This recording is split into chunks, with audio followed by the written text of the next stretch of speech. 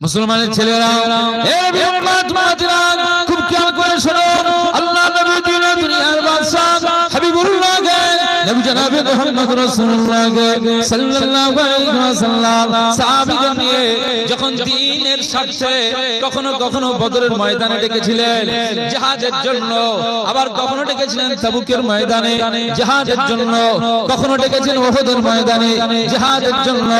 এ নবী উম্মতুরা আল্লাহ নবী দিন ও দুনিয়ার বাদশা হাবিবুল্লাহ কে নবী জনাবে মুহাম্মদ রাসূলুল্লাহ কে সাল্লাল্লাহু আলাইহি ওয়াসাল্লাম যখন প্রয়োজন পড়েছে সাহাবীদেরকে এলান করে দিয়েছেন মদিনার মসজিদে নববী শরীফে হুজুর এলান করে দেন, রাসূল পাক মাওলা পাক এলান করে দেন, আকা মাওলা এলান করে দেন সাহাবীরা অমুক দিনে উহুদের ময়দানে চলে যেতে হবে, অমুক দিনে বদরের ময়দানে যেতে হবে, অমুক দিনে তাবুকের ময়দানে যেতে হবে, অমুক দিনে খান্দকের ময়দানে যেতে হবে, অমুক দিনে খাইবারের ময়দানে যেতে হবে। এ আমার সাহাবীরা তুমি তোমার এলাকাতে গিয়ে সংবাদটা ছড়িয়ে দেবে, এলাকায় আমার যে সমস্ত সাহাবীরা রয়েছে সাহাবীদের কানে পৌঁছে দেবে, সব সাহাবীরা যেন চলে আসে জিহাদের ময়দানে, যেন তারা শরীক হয়ে যায়। আল্লাহ নবী যখন এভাবে এলান করে দেন নানা সাহাবীরা তখন বাড়িকে ভুলে যান, দুনিয়াকে ভুলে যান, বিবিকে ভুলে যান, মা বাপকে ছেড়ে দেন, ছেলে মেয়ের মায়াকে ভুলে যান, ছেলে মেয়ের মায়া মোহাম্মত ছেড়ে দিয়ে ওই সমস্ত সাহাবীরা আল্লাহ নবীর পাওয়ার জন্য, শুধু হাবিবুল্লাহকে পাওয়ার জন্য, শুধু মুস্তাফাকে পাওয়ার জন্য, আকা মাওলা রাসূল পাককে পাওয়ার জন্য তারা সব ঘর বাড়ি ছেড়ে দিয়ে, নিজের বিবি ছেড়ে দিয়ে, ছেলে মেয়ের মায়াকে ছেড়ে দিয়ে সব বেরিয়ে আসতেন, ঘর ছেড়েছেন, আল্লাহ নবীর দরবারে হাজির হতেন। আল্লাহ নবী বলতেন সাহাবীরা যাও চলে যাও জিহাদের ময়দানে চলে যাও। সাহাবীদেরকে নবীজি বললেন এই জিহাদের ময়দানে তুমি যাবে, হয়তো আর ফিরে নাও আসতে পারো, এই জিহাদের ময়দানটায় যুদ্ধের ফলাফল হার জিত হতে পারে, না না চিন্তা করবে না সাহাবীরা, আমি তোমাদের নবীজি জানিয়ে দিলাম হার জিত সেটা পরের বিষয়, কিন্তু জীবনে তুমি বেঁচে ফিরে নাও আসতে পারো। এবার সাহাবী তুমি বাড়ি সেইভাবে বলে এসেছো যে আমি আমার আকা মাওলার কাছে চলে যাই, জিহাদের ময়দানে চলে যেতে হবে, আর বাড়ি হয়তো ফিরে আসবো না। জিহাদের ময়দানটা তো এমন জায়গা যেখানে জান নিয়ে টানাটানি, যেখানে জান দেওয়া তুমি ব্যবহার চলবে। এর বিউম্মাতুরা খুব ভালো করে শোনো, আল্লাহ নবী সাহাবীদেরকে বললেন এ আমার সাহাবীরা তোমরা বাড়ি কি সেইভাবে অনুমতি নিয়ে চলে এসেছো? ওই সময় সাহাবীরা বলেছিলেন ইয়া রাসূলুল্লাহ ইয়া হাবিবাল্লাহ আজ আমরা এসেছি জিহাদের ময়দানে যাব, আপনি বদরে যেতে বলেছেন, হ্যাঁ বদরের ময়দানে যাব, উহুদে যেতে বলেছেন, উহুদের ময়দানে যাব। ইয়া রাসূলুল্লাহ ইয়া হাবিবাল্লাহ অবশ্যই আমরা বাড়িতে বলে আসলাম, বাড়ির সব মায়াকে ভুলে গেলাম, বাড়িতে একটাই কথা বলে দিলাম আজকে আমরা ঘর ছেড়ে বেরিয়ে যাই। আজ আমাদের এই বেরিয়ে যাওয়াটা হয়তো শেষ বেরিয়ে যাওয়া হতে পারে। এ ছেলে কাঁদবে না, এ মেয়ে কাঁদবে না, এ বিবি কাঁদবে না, মা কাঁদবে না, আব্বা কাঁদবে না, বাড়ির মানুষগুলোকে বলে আসতাম আমি আমার আল্লাহকে পাওয়ার জন্য, আমার রাসূলুল্লাহকে পাওয়ার জন্য, আকা মাওলাকে পাওয়ার জন্য এই বেরিয়েছি, বদরের ময়দানে চলে যেতে হবে, আর হয়তো সেখানে গিয়ে শহীদ হয়ে যেতে হবে, আজ আর হয়তো বাড়িতে ফিরে আসবো না। ইয়া রাসূলুল্লাহ ইয়া হাবিবাল্লাহ আমাদের চিন্তা আপনার করতে হবে না, তবে আমরা জানিয়ে দিলাম ফিদাকা আবি ওয়া উম্মি ইয়া রাসূলুল্লাহ আমাদের আত্মা আপনার কদমে তলায় কুরবানি হয়ে যান, আমরা জিহাদের ময়দানে চলে যাব। জিহাদের ময়দানে যদি শহীদ হয়ে যায় বাড়িতে আর ফিরেছে আমার বাচ্চার কপালে যদি চুমা নাও লাগাতে পারে তাতে আমাদের কোনো আপত্তি নাই, বরং এই জিহাদের ময়দানে শহীদ হয়ে গিয়ে যদি আমার কামলিওয়ালাকে পেয়ে যায়, আমার আল্লাহকে পেয়ে যায়, এতে করে আমরা একবার নয় হাজার বার দিনের জন্য রাসূলুল্লাহর জন্য শহীদ হতে রাজি আছি। জোরে বলতে পারলেন না? মুসলমান তাদের ঈমানের কত পাওয়ার ছিল, তাদের কত ঈমানের পাওয়ার ছিল। সব ছেড়ে বেরিয়ে গেলেন রাসূলুল্লাহর জন্য, কামলিওয়ালার জন্য। যাও চলে যাও উহুদের ময়দানে, উহুদের ময়দানে মদিনা থেকে বেশ কিছুটা দূর, রাসূলুল্লাহর রওজা মসজিদ নববী শরীফ থেকে 3-4 কিলোমিটারের পথ। আনুমানিক এটা আমার ক্যালকুলেশন আমি বলছি, বেশি রাস্তা নয়। মদিনা থেকে একটুখানি উহুদের ময়দানে, আমরা উহুদের ময়দানে জিয়ারতের জন্য গিয়েছিলাম, কারণ উহুদ একটি পাহাড়ের নাম। 7.5 কিলোমিটার লম্বা এরিয়া, 7.5 কিলোমিটার 8 কিলোমিটার এমন লম্বা একটি পাহাড়। ওই পাহাড়ের পাদদেশে এই জিহাদ হয়েছিল।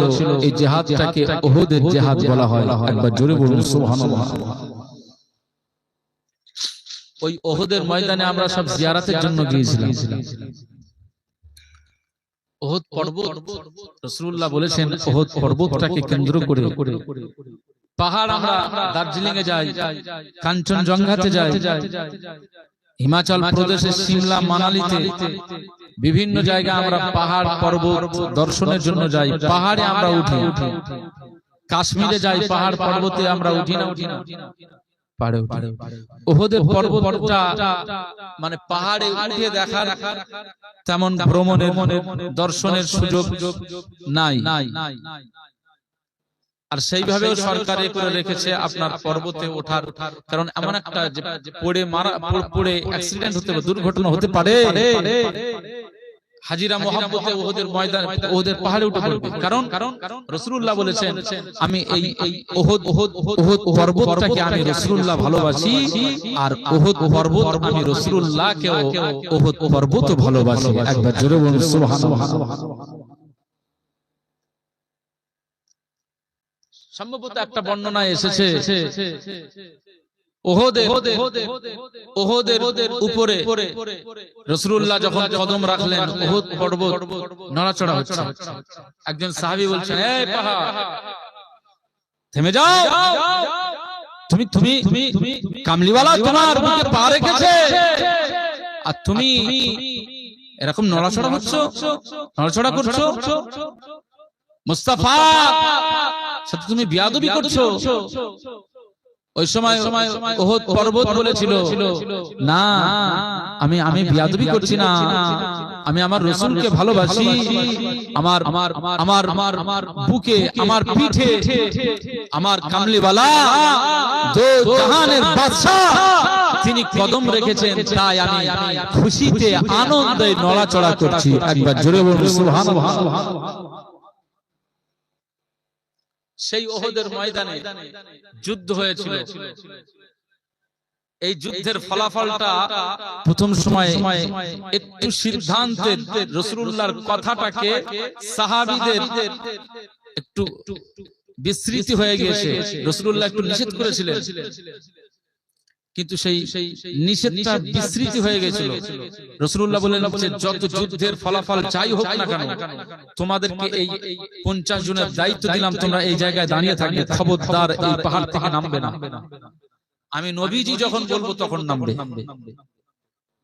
কিন্তু এই 50 জন সাহাবী যখন দেখলেন যে মুসলমানরা বিজয় হয়ে গেলে, কাফেররা পালিয়ে গেলে, ওই উহুদের ময়দানে যে মাল সামান, কাফেরদের যে সমস্ত মাল সামান নিয়ে এসেছিল, তলোয়ার, উট, প্রাণীগুলো, এই মাল সামানগুলো ফেলে চলে গেছিল। এটাকে আরবি ভাষায় বলে গনিমত। কি বলে? গনিমত। গনিমতের মাল ইসলামে আমার আল্লাহ হালাল করে দিয়েছে। একবার জোরে বলুন সুবহানাল্লাহ। সাহাবীরা দেখলেন যে গনিমতের মালটা পড়ে রয়েছে, ওই 50 জন নিচে নেমে এসেছে। অপরদিকে কাফের বেঈমানরা ওইদিকে ওঁত পেতে বসেছিল। ওরা দেখলেন যে এই 50 জন গার্ডে যারা ছিলেন, এই সেনাগুলো সব নেমে পড়েছে। এই সুযোগে ওই দিক থেকে যখন হামলা করলেন, তখন বেশি রক্তক্ষয়টা বেশি হয়ে গিয়েছিল। সেখানে সাহাবীদের ব্লাড জমিন হে লুটে গিয়েছে। উহুদের ময়দানে 70 জন সাহাবীরা শহীদ হয়েছিলেন। একদম গ্রাউন্ডের মধ্যে আছে, সেখানে আমির হামজা রাসূলুল্লাহ চাচা, নিজের চাচা,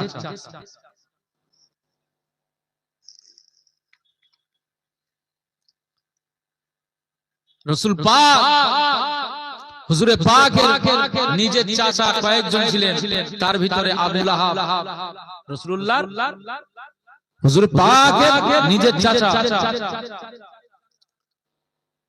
আবু তালিব নিজের চাচা, আমির হামজা রাদিয়াল্লাহু তাআলা আনহু নিজের চাচা, হযরত আব্বাস ইবনে আব্দুল মুত্তালিব রাদিয়াল্লাহু আনহু নিজের চাচা, আবু জাহাল কিন্তু নিজের চাচা নয়, আবু জাহাল নিজের চাচা নয়, চাচা নিজের চাচা হতেন আমির হামজা। ভাইপো রাসূল হয়েছে, ভাইপো রাসূল হয়েছেন, হুজুর হয়েছেন। এই আমির হামজা রাদিয়াল্লাহু আনহু ভাইপো রাসূলুল্লাহর মহান মর্যাদাটাকে পৃথিবীর ভিতরে বুলন্দ রাখবার জন্য আমির হামজা রাদিয়াল্লাহু আনহু তিনি এই উহুদের ময়দানে চলে গিয়েছেন। একবার জোরে বলুন সুবহানাল্লাহ। আমির হামজা চাচা নিজের ভাইপোর জন্য গিয়েছেন। আল্লাহু আকবার। সাহাবীদের অনেক সাহাবীরা সব শহীদ হয়েছেন, তাদের ভিতরে হযরত হামজা রাদিয়াল্লাহু আনহুকে বলা হয় সাইয়্যিদুশ শুহাদা। সাইয়্যিদ মানে কি বলেন? সাইয়্যিদ মানে হচ্ছে নেতা। সাইয়্যিদ মানে কি বলেন? নেতা।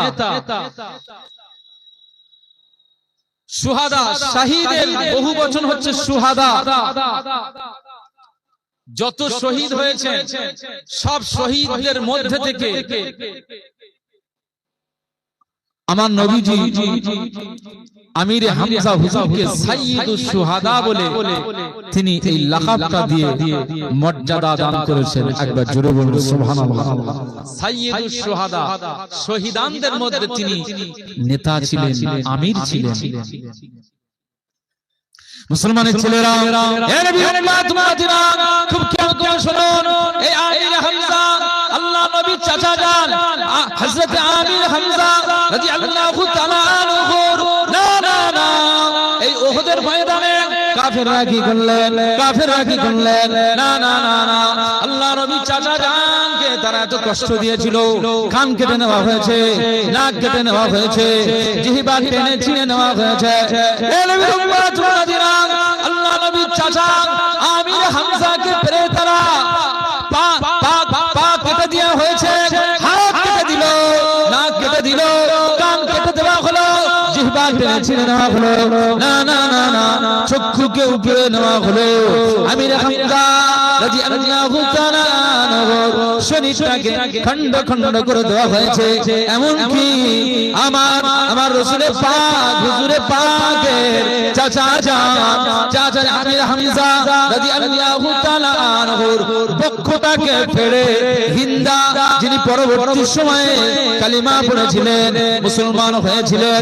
এই নবী উম্মত মুহাজিরা, এই উহুদের ময়দানে আমির হামজা রাদিয়াল্লাহু তাআলা আনহুর বক্ষটাকে দুভাগ করে দিয়ে ভিতর থেকে কলিজা বার করে নিলেন। কলিজাটাকে বার করে নিয়ে কলিজা কাঁচা চিবিয়ে চিবিয়ে খেয়েছিলেন। আল্লাহু আকবার। এই কাঁচা কলিজা যখন চিবিয়ে খায়, মুস্তাফা পল্লীওয়ালা হুজুর পাক ছোটে জারে জারে হয়ে গিয়েছিলেন। এই সেই দিনে রাসূলের পাক কেঁদেছিলেন, মুস্তাফা পল্লীওয়ালা কেঁদেছিলেন, চোখ দিয়ে পানি ঝরে যায়, দর দর দর করে গড়িয়ে যায়। চাচা জানেন এই দৃশ্যটা দেখে আল্লাহ নবী সহ্য করতে পারে না। আল্লাহ নবী সেই সময় ঘোষণা করে দিয়েছিলেন, না না না না না, আমার চাচা জানকে আমি মদিনাতে নিয়ে যাব, মদিনাতে নিয়ে যাব। বাকি সব শহীদ আনসারীদেরকে উহুদের ময়দানে তাদেরকে দাফন করা হবে।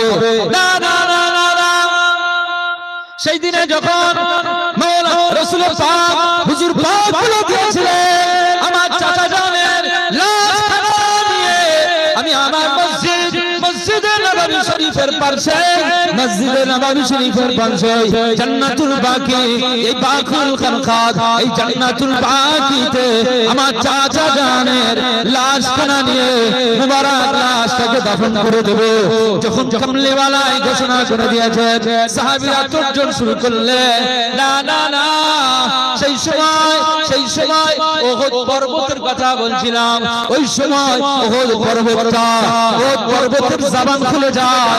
আমার আল্লাহ উহুদ পর্বতের জবান খুলে দিয়েছে। এই সময় উহুদ পর্বত খুলেছিল, ইয়া রাসূলুল্লাহ ইয়া হাবিবাল্লাহ, হুজুর আজ আমি উহুদ পর্বত আপনাকে অনেক ভালোবাসি, আপনাকে অনেক মহব্বত করি, আপনি আমাকে ভালোবাসেন। আজ এই অবস্থায় আপনার চাচা যান আমির হামজা রাদিয়াল্লাহু তাআলা আনহু শহীদ হয়ে গিয়েছেন। আপনি তার মহব্বতে তার লাশখানাকে নিয়ে আপনি মদিনাতে নিয়ে চলে যাবেন। না না না, আমি উহুদ পর্বত জানিয়ে দিলাম, আপনার চাচা জানকে এখান থেকে নিয়ে যাবেন না, আপনার চাচা জানকে এখান থেকে নিয়ে যাবেন না। আমি উহুদ পর্বত জানিয়ে দিলাম। আজ আমার কাছে আমার কোলে যখন তারা শহীদ হয়ে গিয়েছে, আপনার চাচা জানকে আপনি যেমন ভালোবাসেন আমি উহুদ পর্বতটি কেমন ভালোবাসি। ইয়া রাসূলুল্লাহ ইয়া হাবিবাল্লাহ, আজ আমি উহুদ পর্বতের দাবি হলো আপনি আপনার চাচা জানকে উঠিয়ে নিয়ে যাবেন না। উহুদের দাবিটা আপনি মেনে নেন। এই জায়গায় এই ময়দানে সব সাহাবীরা যেমন দাফন করছেন, আপনার চাচা জান আমির হামজাকে আমি উহুদ পর্বতের নিকটে তাকেও আপনি দাফন করে দাও। জোরে বলতে পারলেন না?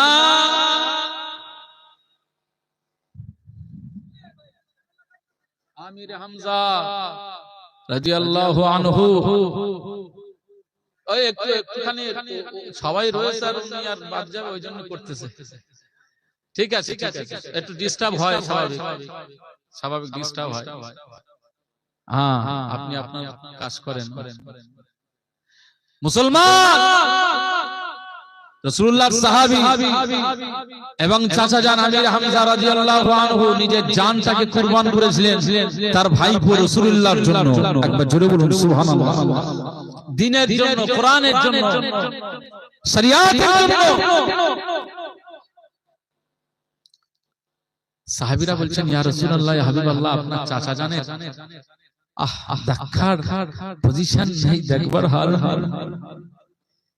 একদিকে পা, একদিকে হাত, নাক একদিকে চলে গেল, একদিকে জিহ্বা, একদিকে চোখ। সে সময় হুজুর পাক বলেছিলেন, এ সাহাবীরা শোনো, এ সাহাবীরা শোনো, আমার চাচা জানে বডির কাছে তোমরা সব যেগুলো অঙ্গ প্রত্যঙ্গ গুলো সব শহীদ করেছেন, সেই হাতটা যে জায়গায় ছিল সেই জায়গায় লাগিয়ে দাও, যেখানে চোখটা চোখের জায়গায় দিয়ে দাও, জিহ্বার জায়গায় দিয়ে দাও, পা পায়ের সাথে ফিট করে দাও। তোমরা আমার চাচা জানের লাশটা কেমন করো। মুসলমানের ছেলেরা, খুব খেয়াল করে শোনো, সেই দিন উহুদের ময়দানে আমির হামজা রাদিয়াল্লাহু তাআলা হুজুর পা কাটা হয়ে গিয়েছিল, ওই পা মুবারকটা পায়ের সাথে লাগিয়ে দেওয়া হলো, কানের জায়গা লাগিয়ে দেওয়া হলো, চোখের জায়গা লাগিয়ে দেওয়া হলো, নাকের জায়গা লাগিয়ে দেওয়া হলো, হাতের জায়গা লাগিয়ে দেওয়া হলো। না না না, যখন শরীরের সাথে ভাবে লাগানো হয় আমার আল্লাহর হুকুমে হাত শরীরের সাথে সেট হয়ে যায়, চোখের জায়গায় সেট হয়ে যায়, কানের জায়গায় সেট হয়ে যায়, নাকের জায়গায় সেট হয়ে যায়। এর বিরুদ্ধে তোমরা আমার আল্লাহ পাক আমির হামজা হুজুরের লাশখানাকে উহুদের ময়দানে বিজলি যাতে না হয় সেই জন্য তার অঙ্গ প্রত্যঙ্গের প্রত্যেকটি অঙ্গ প্রত্যঙ্গ সাহাবীরা যখন তার শরীরের সাথে লাগিয়ে দিয়েছে, আমার আল্লাহ শরীরের সাথে অঙ্গ প্রত্যঙ্গ গুলোকে সেট করে দিয়েছে।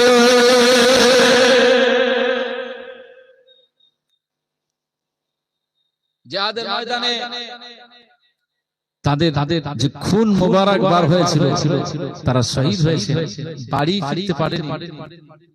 চিন্তা করেন,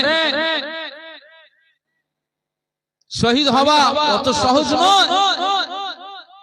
আল্লাহর জন্য যারা শহীদ হয়েছেন আমার আল্লাহ তাদেরকে দরজা দিয়েছেন। আল্লাহর জন্য যারা শহীদ হবে তাদের কবরে খানা চলে আসবে, জান্নাতি খানা, কবরে তারা জিন্দা থাকবে। মুসলমানের ছেলেরা, এই উম্মত মাতিরা, আরো একটি বিষয় স্মরণ করিয়ে দিই। আজ আমি আপনাদের খিদমতে একটি বিষয় স্মরণ করিয়ে দিই। আমরা যখন সাধারণ মানুষ, আমরা যখন ইন্তেকাল হয়ে যাব, আমাদের ইন্তেকালের পরে না না না না আমাদের ইন্তেকালের পরে আমাদের গোসল দেওয়া হয়। আমাদের ইন্তেকালের পরে গোসল দেওয়ার পরে আর আমাদের কাফনটা পোশাকগুলো খুলে নেওয়া হয়। এই যে আমি যদি মারা যাই আমার এই গায়ের পোশাকগুলো খুলে নেওয়া হবে। এই যতজন বসে রয়েছেন গায়ে চাদর দিয়ে, মাথায় হাজি রুমাল মাফলার দিয়ে, যদি মৃত্যুটা এক্ষুনি হয়ে যায় না, আপনাকে বাড়ি নিয়ে যাবে, বাড়িতে নিয়ে গিয়ে আপনার এই সব পোশাকগুলো খুলে নেবে। পোশাক খুলে নেওয়া হবে। পোশাক খুলে নেওয়ার পরে একটা তক্তার উপরে আপনাকে শুইয়ে দেওয়া হবে। একটা ঘুনসি আপনার যদি থাকে সেটাও খুলে নেবে। মহিলাদের হাতে বালা রয়েছে, নাকে নাক কড়াই, কানের বালা আছে, মাকড়ি আছে, গলার হার আছে, সোনার দিয়ে সব সোনার চেন লাগানো আছে। শরীরে প্রায় 3-4-5 লাখ টাকার গহনা তার রয়েছে। যদি ওই মহিলাটা মারা যায় তো তার কি ওই সোনা গহনা ওই অবস্থায় রেখে দেবে? গোসলটা ওইভাবে দিয়ে সোনা গহনা যেমনটি গায়ে লাগানো ঠিক তেমনি ভাবে কাফন পরিয়ে কবরে ওইভাবে দিয়ে দেবে নাকি? কথা বলছেন না? সবাই একমত না? আপনারা সবাই একমত? সব খুলে নেবে। ওই ইন্তেকাল হয়ে যাবে, কবরে দাফন হয়ে যাবে। 1 সপ্তাহ 10 দিন পরে ওই এবারে ওই বালা নিয়ে টানাটানি হবে, ওই হার নিয়ে টানাটানি হবে, ওই মাকড়ি নিয়ে টানাটানি হবে। কোন মেয়ে কেটা নেবে, কোন ভাই কি নেবে? ভাবি মুখ গরম করে থাকবে, ওদিকে ননদ বলবে আমি এই সোনার চেনটা যে সময় করে আমি সেই দিনে ছিলাম। ওই আমার মা আমার বলে গিয়েছিল যে আমি মারা যাওয়ার পরে সোনার চেনটা তুই নিবি। ওই ভাগ বাটোয়ারা নিয়ে ঝামেলা হবে না? আল্লাহু আকবার। মা খবরে চলে গিয়েছে, আর চিন্তা নেই। এই হচ্ছে আমরা মুসলমান, এই হচ্ছে আমরা মানুষ। দুনিয়ার প্রতি আকর্ষণ আমাদের বেশি, আখিরাতের চিন্তা বেশি করি। এই পোশাক সব খুলে নেওয়া হবে। খুলে নিয়ে গোসল দিয়ে আলাদা কাফন আপনার গায়ে লাগিয়ে দিয়ে জানাজার ময়দানে নিয়ে যাওয়া হবে। জানাজার ময়দান থেকে জানাজা হয়ে আপনাকে কবরে নিয়ে যাওয়া হবে, দাফন করা হবে। কিন্তু শহীদদের জন্য এটা হবে না। শহীদদের জন্য এটা হবে না। মুসলমানের ছেলেরা, খুব খেয়াল করে শুনুন, আমার আল্লাহ পাক শহীদদের এত মর্যাদা দিয়ে দিয়েছে, শহীদদের এত আল্লাহ ইজ্জত দিয়ে দিয়েছে। শহীদদের ক্ষেত্রে শরিয়াত একটু আলাদা করে দিয়েছে।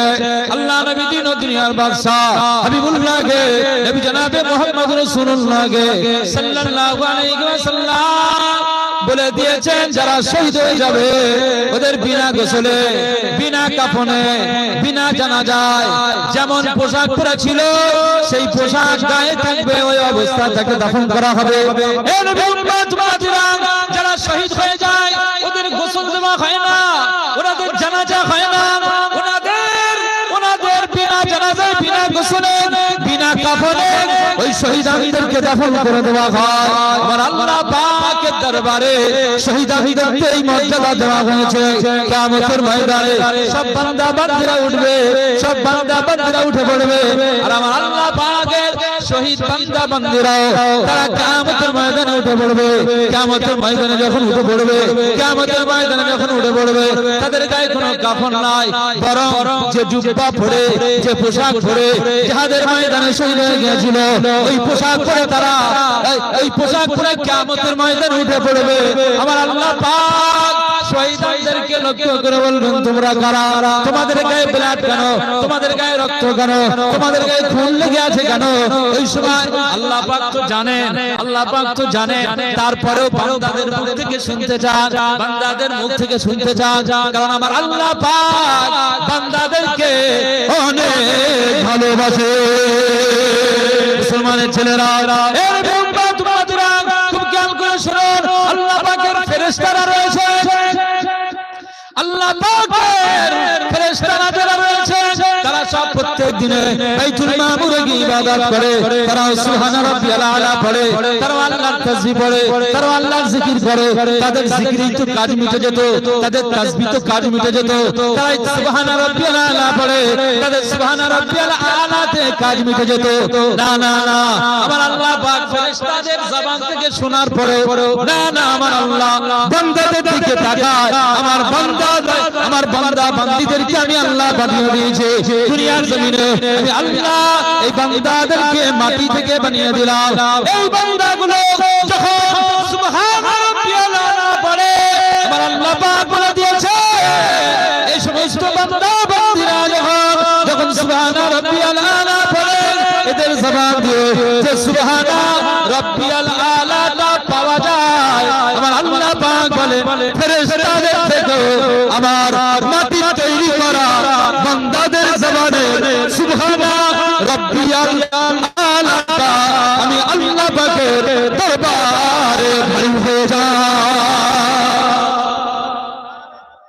আল্লাহু আকবার, আল্লাহু আকবার, আল্লাহু আকবার।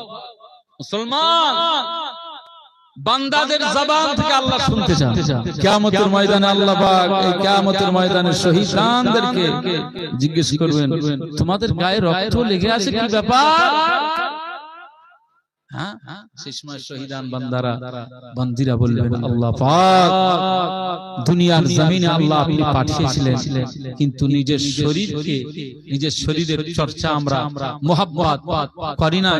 আমরা আমাদের এই দেহখানাটা আল্লাহ আপনার দ্বীনের জন্য, আপনার মহব্বতে, কামলিওয়ালার মহব্বতে, রাসূল পাওয়ার জন্য, নবী পাওয়ার জন্য, হুজুর পাক পাওয়ার জন্য, আল্লাহ আপনাকে পাওয়ার জন্য এই জীবনটাকে আপনার জন্য কুরবান করে দিয়েছিলাম। একবার জোরে বলুন সুবহানাল্লাহ। তাই আমাদের এই পোশাকে রক্ত, সেই রক্তখানা লেগে আছে, খুন মুবারক লেগে আছে। আল্লাহ পাক বলবেন, কি পুরস্কার চাও বলো? কিয়ামতের ময়দানে আল্লাহ শহীদদের কি বলবে যে, আল্লাহ তোমরা যে নিজেদের জীবনটাকে কুরবান করেছিলে, দুনিয়ায় জীবনের পরোয়া করো নাই, জীবনের মহব্বত করো নাই, আজকে কিয়ামতের ময়দানে এই জীবনের পরিবর্তে যে কুরবান করেছো, এর জন্য কি তোমাদের পুরস্কার লাগবে বলো? আল্লাহু আকবার। সেদিন শহীদানেরা কি জবাব দিবে? কি জবাব দিবে সেদিনে শহীদানরা আল্লাহ পাকের দরবারে বলবেন, আল্লাহ পাক এই জীবনটা আপনার জন্য যেমন কুরবান করেছি, আমাদের পুরস্কার আমরা চাই না। এই রকম জীবন যদি আবার আমাদেরকে ফিরিয়ে দুনিয়াতে ফিরিয়ে দেন, এরকম জীবন দিয়ে যদি আবার আমাদেরকে দুনিয়ায় ফিরিয়ে দেন, এই দুনিয়াতে ফিরে যাওয়ার পরে আমরা দুনিয়াতে আবার আপনার জন্য আমরা জিহাদে ময়দানে দাঁড়িয়ে যাব, কাফের মুশরিকদের তলোয়ারের আঘাতে আবার আপনার জন্যই আমরা জীবন কুরবান করতে রাজি হয়ে গেছি। জোরে বলুন সুবহানাল্লাহ। আর কিছু চাই না, জীবন কুরবান করতে আমরা রাজি, শহীদ হতে রাজি। মুসলমানের ছেলেরা, এর বান্দা খুব খেয়াল করে শুনুন, এরকম শহীদ কিয়ামতের ময়দানে পাওয়া যাবে। কেউ আল্লাহর জন্য জন্য, আর কেউ দুনিয়ার জন্য, কেউ নাম কেনার জন্য, কেউ আল্লাহর দ্বীনের জন্য এই শহীদ পাওয়া যাবে। শহীদ একটা ভেজাল, আর একটা নকল, আর একটা আসল পাওয়া যাবে। আমার আল্লাহ ভেজাল নকল শহীদানদেরকে জাহান্নামায় দিয়ে দেবে, আসল শহীদানদেরকে আমার আল্লাহ জান্নাতের উচ্চ মাকাম দিয়ে দেবে। এর উম্মত-উম্মতিরা, আজকে নাটাপুকুর গ্রামের মানুষগুলো বসে রয়েছে, কিয়ামতের ময়দানে নামাজি খুঁজে পাওয়া যাবে। তবে নামাজির কোয়ালিটি সম্পন্ন নামাজি পাওয়া যাবে, আসল পাওয়া যাবে, নকল পাওয়া যাবে, ভেজাল পাওয়া যাবে। ভেজাল নামাজি, ভেজাল নামাজি, ভেজাল নকল নামাজি আর আসল নামাজি পাওয়া যাবে। আমার আল্লাহ ছাঁটাই করবে, নকল ভেজাল নামাজিদেরকে ছাঁটাই করে আল্লাহ পাক ফেরেশতাদেরকে বলবেন এদেরকে জাহান্নামের দিকে নিয়ে যাও। আর আমার আল্লাহ পাক আসল নামাজি যারা, আসল সিজদাওয়ালা যারা, আমার আল্লাহ তাদেরকে বলবে এ নামাজি শোনো, দুনিয়ার জমিনে তোমরা আমার জন্য সিজদায় লুটিয়ে পড়েছিলে, আমি আল্লাহ পাক আজকে তোমাদের সিজদাটা কবুল করে নিলাম। যাও চলে যাও, আমি আল্লাহ তোমাদেরকে আজ জান্নাত বানিয়ে দিলাম। সুবহানাল্লাহ বলবেন না? এই পিছনের মানুষগুলো বলবেন না সুবহানাল্লাহ? জখম হয়ে গেছেন বলে হুজুর এত সুবহানাল্লাহ বলাচ্ছে, জখম হয়ে গেছেন নাকি? মুসলমান যদি মজলিসে বসে সুবহানাল্লাহ না বলতে ইচ্ছে হয়, আল্লাহ পাবেন অত সহজে? আল্লাহ পেতে গেলে পরিশ্রম করতে হয়।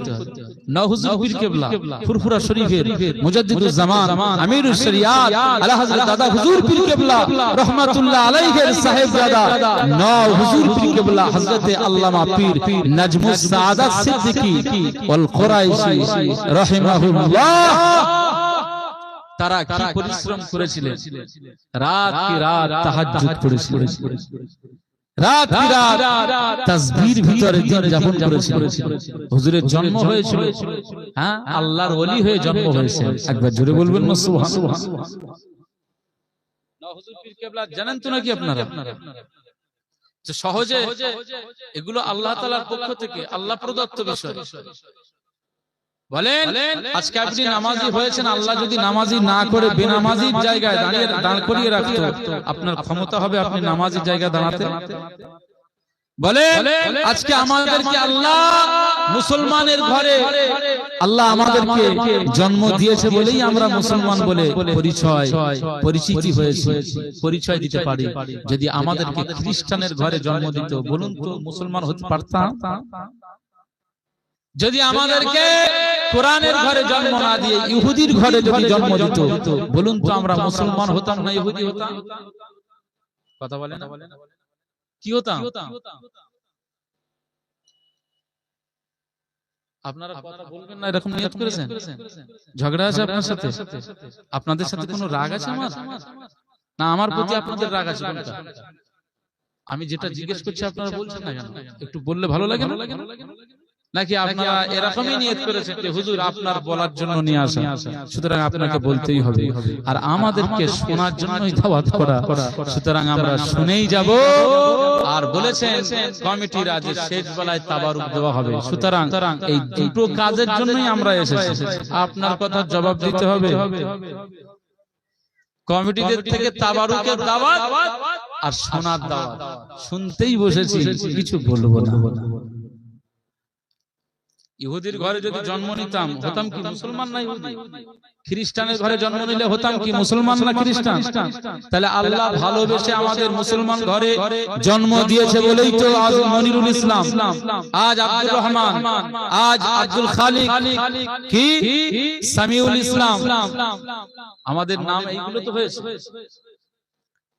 যদি আমরা অন্য ঘরে আসতাম ওই তাদের মতো হয়ে যেতাম। এতদিন না আমরা এরকম গাছের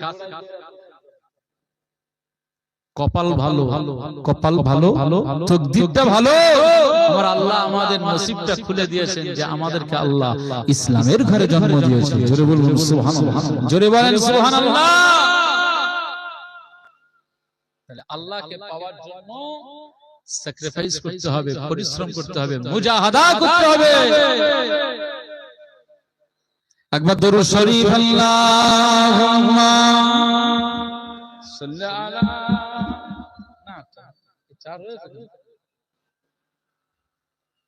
ওয়ালা আলি সাইয়্যিদিনা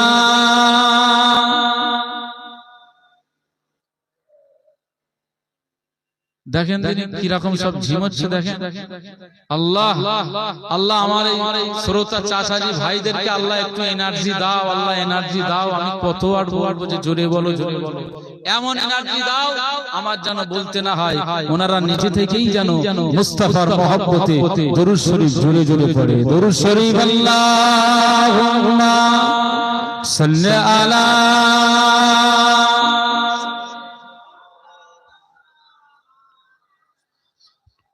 وعلى آل سيدنا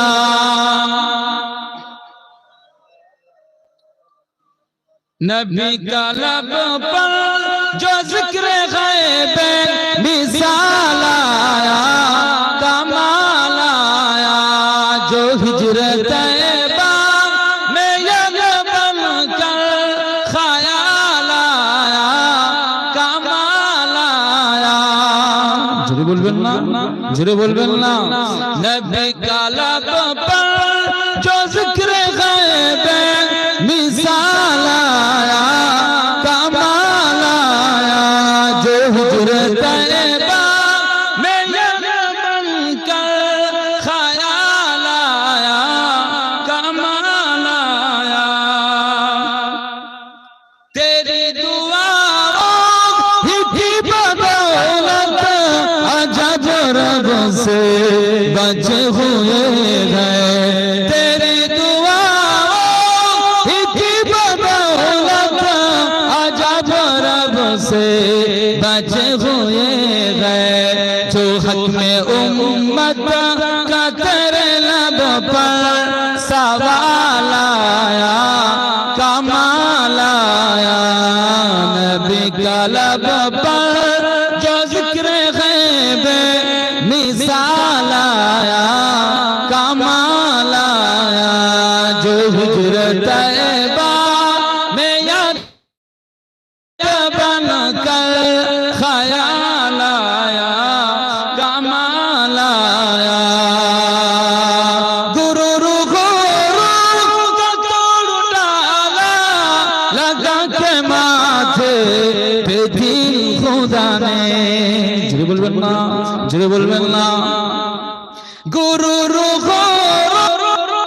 तोड़ डाला लगा के माथे पे दीन खुदा ने जो कल रंग का गुलाम तेरा बेलाल आया कमाल आया नबी का लब पर जो जिक्र गैब मिसाल आया कमाल आया जो हिजरत तैयबा में याद बन कर ख्याल आया कमाल आया अल्लाहुम्मा सल्ली अला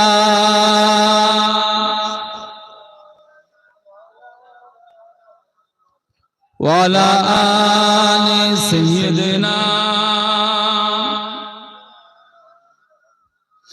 नबी की आमद से नूर फैला फिजाए सब पर निकल आया जुरे बोलबेन ना नबी की आमद से नूर फैला फिजाए सब पर निकल आया चमन में कलियों और पे हसनो जमाल आया कमाल आया चमन में कलियों और पे हसनो जमाल आया कमाल आया नबी का लब पर जो जिक्र गैब मिसाल आया कमाल आया ऊपर की ज़रूरतों पे जो कुर्बा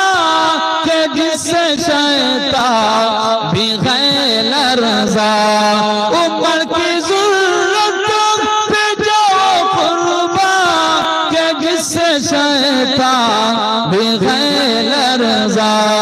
उमर के आने से कुफ्रों पर जो ज़वाल आया कमाल आया नबी कलब पर जो जिक्र गैब मिसाल आया कमाल आया जो हिजर तैबा में याद बनकर ख्याल आया कमाल आया नबी तो साहिब सब ख्याला है रुतबे सबके अजीम वाला नबी तो साहिब सब ख्याला है रुतबे सबके अजीम वाला मगर जो आखिर में अमीना का लाल आया कमाल आया नबी कलब पर जो जिक्र गैब मिसाल आया कमाल आया जो हिजर तैबा में याद बनकर ख्याल आया कमाल आया तेरी दुआ की बदौलत अजब रब से बचे हुए हैं तेरी दुआ की बदौलत अजब रब से बचे हुए हैं जो खत्म उम्मत के तेरे लब पर सवाल आया कमाल आया नबी कलब पर जो जिक्र गैब मिसाल आया कमाल आया जो हिजर तैबा में याद बनकर ख्याल आया कमाल आया अल्लाहुम्मा सल्ली अला